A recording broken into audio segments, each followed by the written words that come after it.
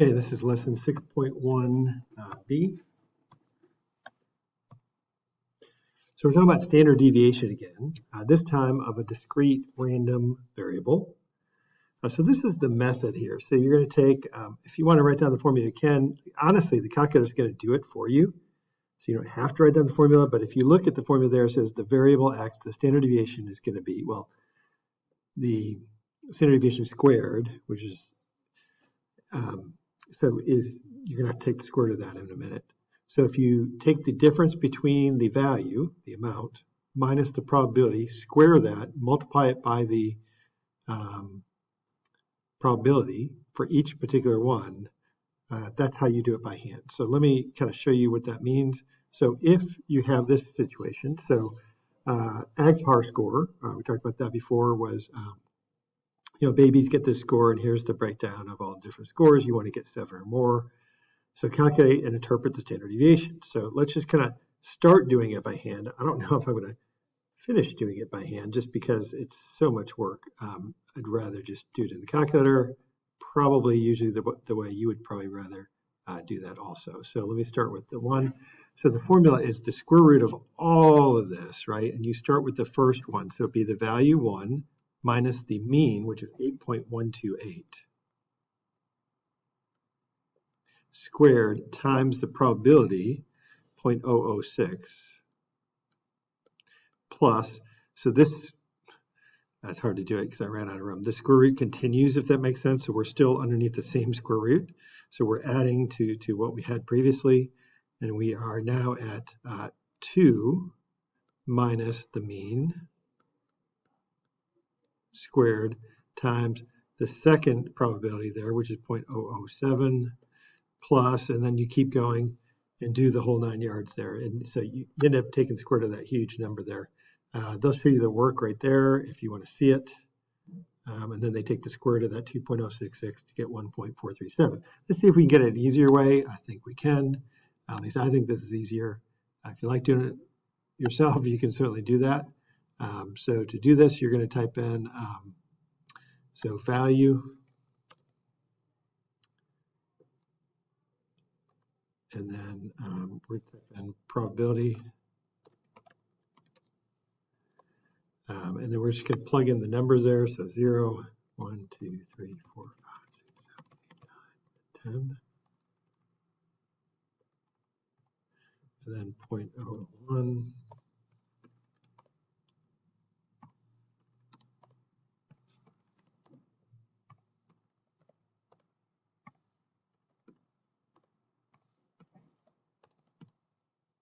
I think I'm doing this right. Oh, let me see, that should be 0.012. Just double check this. 0.020, okay. 0.038, 0.099, 0.319, 0.437, 0.053. Just for fun, I'm going to show you something. If you hit the equal sign, you can do sum probability. And it's 1 because all those numbers add up to 100%. Right? That's important to be a valid probability model. That's going to work. Okay, so you typed in all the data in your calculator. You have 2 variables there. So if you go to data statistics page and you just click the, I think we called that value there on the bottom. And so now you have a choice. You can go to the menu if you want, plot type, or no, plot properties, I think. Let me see. Menu 2 is plot properties. And then go to add Y summary list, and you're going to add the, we called it probability, I believe. And so it's nice. It kind of makes the, oh, that does the probability. We did that before. I'm sorry. I got off track. We're doing standard deviation. Okay, so let's do standard deviation. That would be helpful. So add a calculator page. Sorry about that. What's a good refresher for you if you want to do the chart there. Okay, so do standard deviation. We do one variable stats on this data. So, I think it's under statistics, stat calculations, one variable stats. One list is fine. You're going to choose the X list. We called it value. I believe that was our name for it. And then our frequency list, I believe we're going to call probability. So that's how frequent those occur. And I'm going to say, okay, and it should calculate standard deviation. It says 1.437. Is that the same number we got? In fact, ours is more accurate, isn't it? By the way, if you want to see even more accuracy there, if you hit the variable key, go down to SX, I would believe it's called. Nope, sorry. Whoops, variable key. Let me try that one more time. So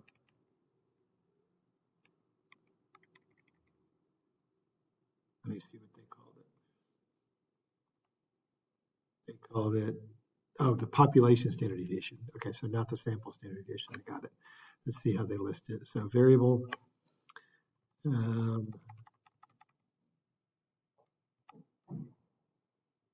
That might be it right there, I think.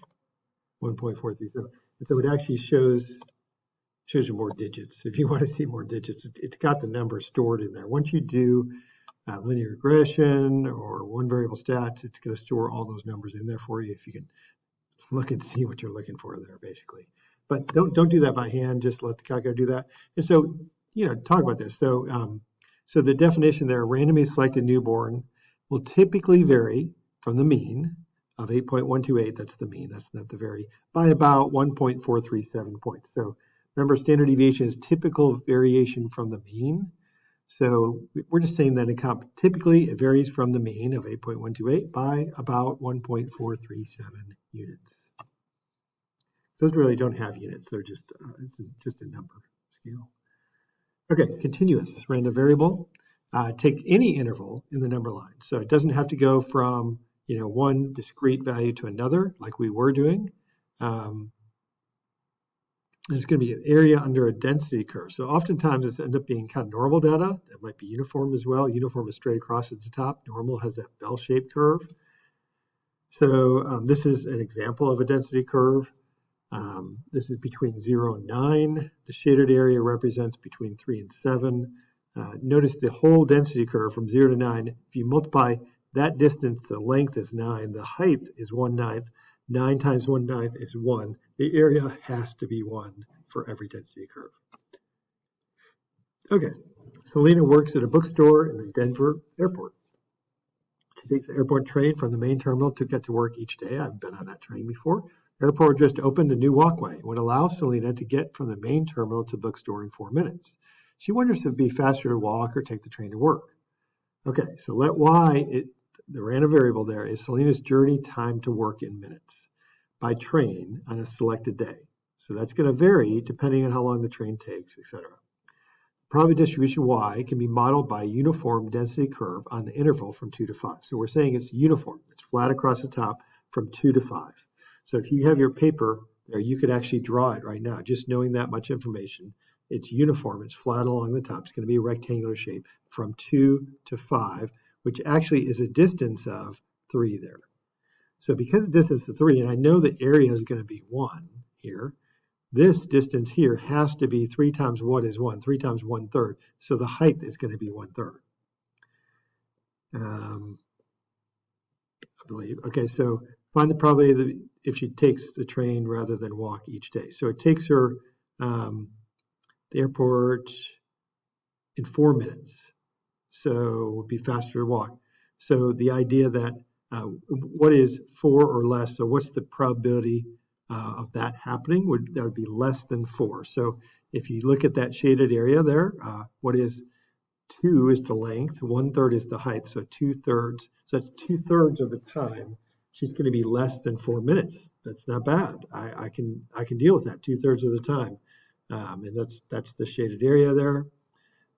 In probability world, we would say the probability that y, that's the random variable, is capital letter, by the way, is less than 4 is 2/3 or 0.667. So there's a 66% chance that it'll be quicker for Selena to take the train to work than on a randomly selected day. So I think she should start taking the train. On 66% of the time, 2/3 of the time, she's going to beat her time of just walking. Although walking might give you more exercise, there's other things to consider, but that's the idea. Okay, this one, the heights of young women can be modeled with a normal distribution, if you remember the normal distribution has a mean of 64, we draw that in the middle, we go out 2.7 units each time, 3 standard deviations in each direction. Says, what is the probability that the woman is between 68 and 70? So that's a little bit on the tall side. I think that's like 5'8" to 5'10". Basically what they're saying, what's the probability that that is the case, that you're between 5'8" and 5'10". And so you would get out your calculator, right, and do this. So if you remember how to do this, it's been a while, but we keep using this command. It's under, it might be under, I'm thinking it's under probability, but let me see. Distributions. Yeah, norm CDF, there it is. It's probably under probability as well. So norm CDF, that bad boy, right? So we're going to go negative infinity. We're not going for negative infinity. It kind of defaults to negative infinity, but we're not all the way on the left there. The furthest left we have is 68. Furthest right we want is 70. We want just those taller folks from 5'8" to 5'10".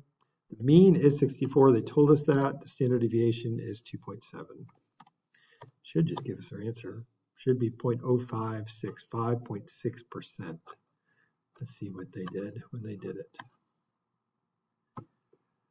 They got 5.6% using a table or using technology by getting z-score first or doing it our way, which is the fastest there, 5.61. The probability of the random selected young woman has a height between 68 and 70 is about 5.6%. So about 5.6% of folks are between 5'8" and 5'10" who are girls. Okay, we talked about this promotion before, but let's find the standard deviation of this one, right? So we found the, so again, you're just gonna, so by the way, if you wanna do a new one in your calculator and you don't wanna start a new document, you go to Doc, go to Insert, Problem. Now I'm on page 2.1. It doesn't talk to the other pages. So if I put in the word value here, it's gonna be just fine. If I put in, you know, something related to probability like prob, it doesn't know I've typed anything else in there. So I think it's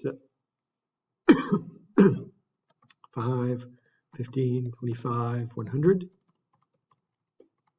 and 0.89, 0.098.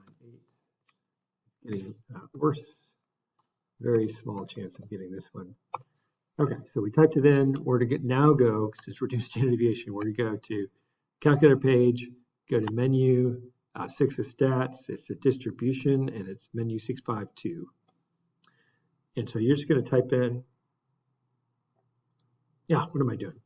Sometimes I get sidetracked on if you notice that, but stats, we want to go to stat calculations. We definitely want to do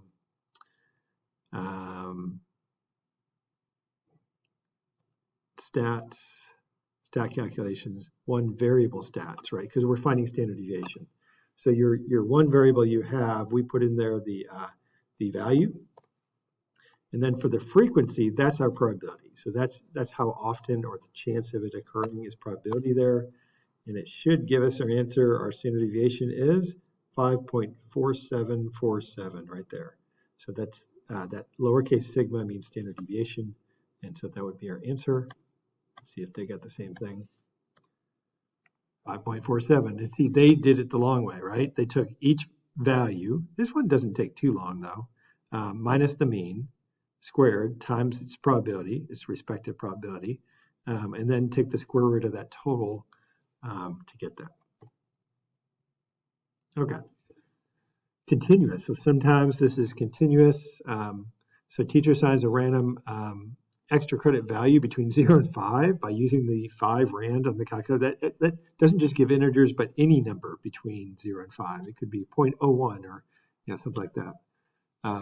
Describe the extra credit for X is the amount of extra credit, so whatever it is. The probability distribution of X can be modeled by a uniform density curve and the interval from 0 to 5. Find the probability that they would get more than 3. So if you're kind of drawing this, oops. So you're going to draw a rectangle. It goes from 0 to 5, which is a distance of 5. It's somewhere in there, 1, 2, 3, 4. So this is 3. So you'll get more than 3. So here's the kind of break point. We're kind of shading this area. So 5, so this has to be 1/5 for the height because the area is 1. So now the length of this is 2. So whatever 2 times 1/5 is, or 2/5, should be our answer. 0.4 is another way of writing that. Yeah, that's how they did it. And again, the formula, the way of writing it is the probability that x, that capital letter, is the discrete random variable there, or the continuous random variable, greater than 3. We're not worried about, just a side note, if they said greater than or equal to 3, it'd be the same. Like, it doesn't change. So it doesn't really matter on the inequality there as far as which of the two you use. The weights of 3-year-old females closely follow a normal distribution with a mean of 5. So let's just kind of like just sketch this out. So normal distribution, mean of 5, standard deviation, mean of 30.7, sorry, 30.7 is the mean, standard deviation of 3.6. So 30.7, 3.6, so if I add 3.6 to that, that would be 32.3, I believe. I'm stretching myself here, 28.1, I believe. And you would go a couple more standard deviations if you're drawing this out. But we want to get at least 30. Well, 30 is somewhere in here. If I just kind of drew a dotted line, it's right in there. At least 30 means we're shading to the right there. So now you're going to get your calculator out. Go, okay. It just might help you to picture what you're looking at there. So you go to menu, 652 is norm CDF. And if you look at our picture, we don't really want the lower bound's really 30. It's really 30 to positive infinity here. So we don't go with the default here. So it'd be 30 to positive infinity. You hit that. I'm having trouble hitting that. So I'm just going to put a really big number because there's another button in the way of that one for my screencast. That works. Okay, mean was 30.7, I believe. And standard deviation was 3.6.